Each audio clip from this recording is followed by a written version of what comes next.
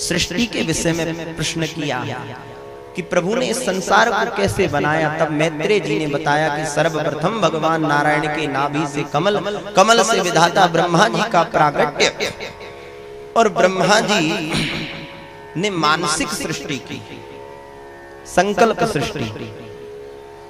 पहले स्त्री पुरुष की सृष्टि नहीं थी पूर्व काल में, पहले केवल मन में संकल्प किया, बेटा पैदा हुआ, मन में संकल्प किया, बेटी उत्पन्न हो गई। तो ब्रह्मा जी ने मानसी सृष्टि की।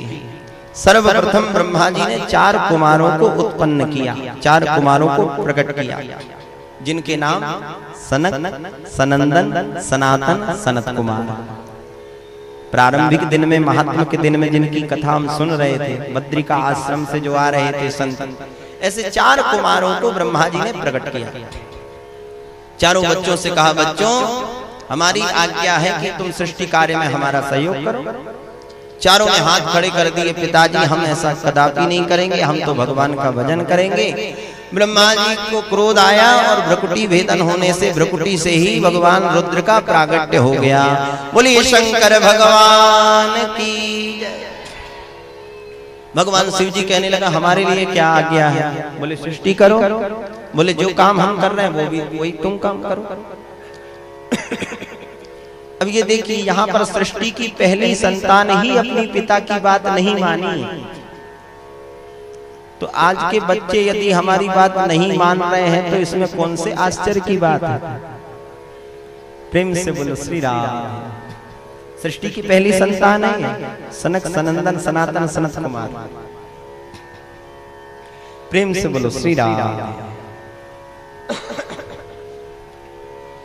तो शिव जी से कहा सृष्टि करो बाबा। भोलेनाथ लग गए सृष्टि के कार्य। तमाम भूत प्रेत पिशाच यक्ष गंधर्व प्रकट होने लगे। ब्रह्मा जी कहने लगे बस करो महाराज, ऐसी सृष्टि हमें नहीं करानी है। बोले क्या करें? बोले तुम जाकर के भगवान का भजन करो। शिव जी भजन में संलग्न हो गए। अपनी वाणी से परम मनोहारिणी भगवती सरस्वती को प्रकट किया, छाया से करदम ऋषि को प्रकट किया। इसके बाद भी सृष्टि का विस्तार नहीं हुआ तो अब की बार ब्रह्मा जी ने 10 ऋषियों को प्रकट किया, जिनके नाम मरीचि, अत्रि, अंगिरा, पुलस्त, पुलह, क्रतु, भृगु, वशिष्ठ, दक्ष और देवर्षि नारद। इसके बाद भी सृष्टि में कोई विस्तार नहीं हुआ तो ब्रह्मा जी ने अपने दाहिने भाग से एक पुरुष को उत्पन्न किया और बाएं भाग से एक स्त्री को उत्पन्न किया, जिनका नाम मनु और शत्रुघ्न। प्रेम से बोलो श्री राम। इन्हीं से स्त्री और पुरुष की सृष्टि प्रारंभ हुई। दोनों से कहा, दोनों दंपतियों का आपस में विवाह करा दिया। किसी ने कहा महाराज एक पिता की संतान, इनका विवाह कैसे हो गया? ये तो शास्त्र विरुद्ध है। बोले ये संकल्प सृष्टि है, ये किसी मातृगर्भ से इनका जन्म नहीं हुआ, ये अयोनिज है, इसलिए दोनों दंपतियों का विवाह हो गया। बोले अब सृष्टि में सहयोग करो। तब मनु महाराज हाथ जोड़ करके कहने लगे महाराज क्षमा करें, सृष्टि का विस्तार तो करें परंतु सृष्टि में एक बड़ा भारी व्यवधान आ गया है महाराज। क्या हो गया? बोले एक हिरण्याक्ष नाम का राक्षस ने इस पृथ्वी का ही अपहरण करके महाराज रसातल में फेंक दिया। अब पृथ्वी ही नहीं तो सृष्टि कहां करें? उसी समय ब्रह्मा जी को चिंता हुई और ब्रह्मा जी ने जब ध्यान किया तो उनके नासिका ब्रह्मा जी को छींक आई और छींक आते ही ब्रह्मा जी के नासिका छिद्र से एक नन्हा सा वराह का प्राकट्य हो गया। देखते ही देखते में वह वराह विशाल रूप धारण कर लिया। बोलिए वाराह भगवान की, वाराह भगवान की।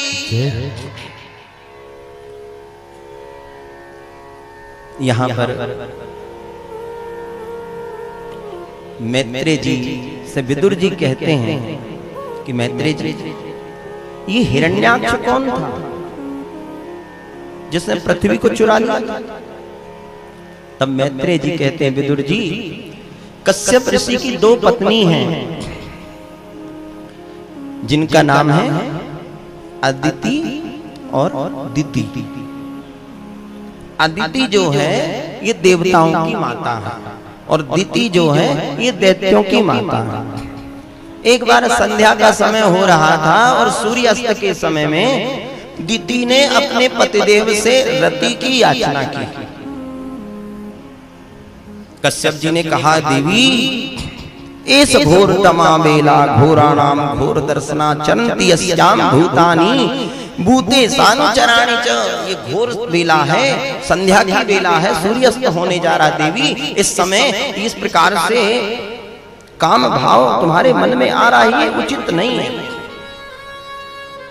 बहुत समझाने के बाद भी दिति को बात समझ में नहीं आई। तो अंत तो गत्वा दिति के मनोरथों को पूर्ण करने के लिए कश्यप जी ने दिति के भावों को पूर्ण किया। हमारे धर्मशास्त्र कहते हैं कि सूर्य अस्त के समय, संध्या के समय, संध्या काल के समय कुछ कार्य वर्जित बताए।